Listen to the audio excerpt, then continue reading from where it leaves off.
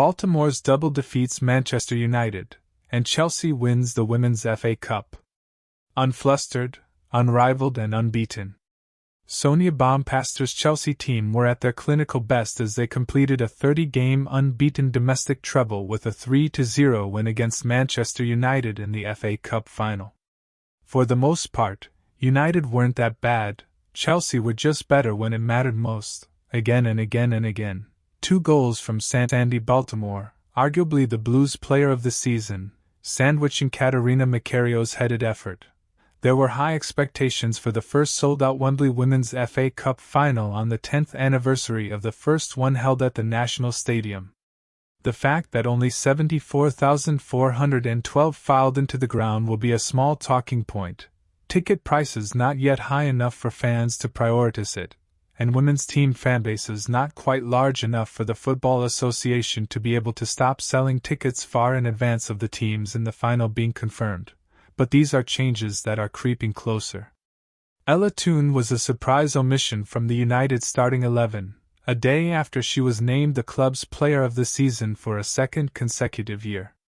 Wembley has been a fertile hunting ground for the midfielder, who scored the opening goal in the Euro 2022 final, England's first in the 2023 Finalissima and United's first in their 4-0 rout of Tottenham in the FA Cup final last year, all at Wembley.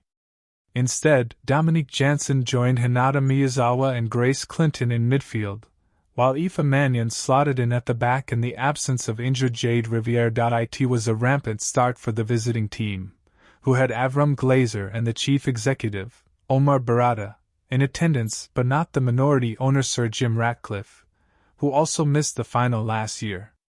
The Blues struggled to escape their own half under the relentless early pressing of Skinner's side, but they weathered it well. The new-look back three made up of Natalie Bjorn, Millie Bright and Naomi Germa holding up. The first big chance of the half fell to Bompastor's charges after they started to assert themselves in possession, Aggie Beaver-Jones escaping on the right. Her shot stopped by a recovering Millie Turner, whose leg nicked the edge off it, and Fallon Tullis-Joyce made the save.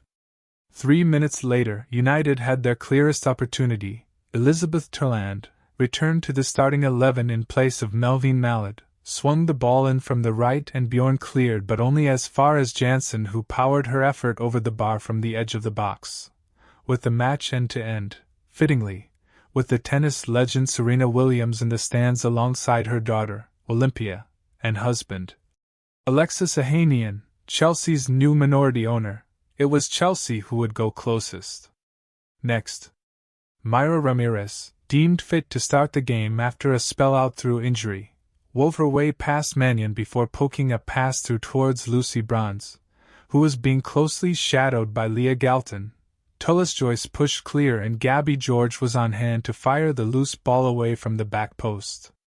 It was Chelsea that drew first blood and the circumstances were frustrating for the holders.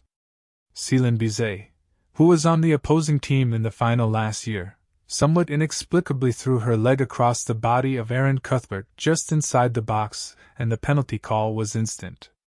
Up stepped Baltimore, and despite Tullis-Joyce's stare-off and delaying tactics, she powered the ball into a bottom corner, sending the keeper the wrong way.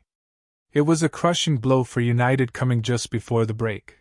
Despite their dominance, there have been times this season when Chelsea have failed to thrill, and this was far from their fluid best. It was a reflection of their season and success.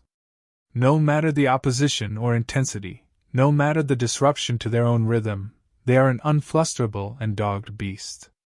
If Plan A doesn't work, they have A, B, C, and D. They are winners and they know how to manage an array of game scenarios. At halftime, Toone was finally on, replacing Turner, who had picked up a knock in the first half, with Janssen dropping back. Again, the Reds burst out of the blocks, the halftime message surely to channel their early intensity. Turland soon glanced a header wide, while Toone's half-volley was straightforward for Hannah Hampton.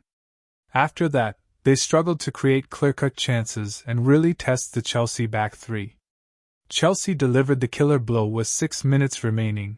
Baltimore's free kick whipped in from the right and powerfully turned in by the head of Macario, on as a substitute, who had snuck in front of Maya Le Tissier. The cherry on top came from Baltimore, who received the ball from weak Captain after some sloppy United defending and spun before striking past Tullis Joyce with a ferociousness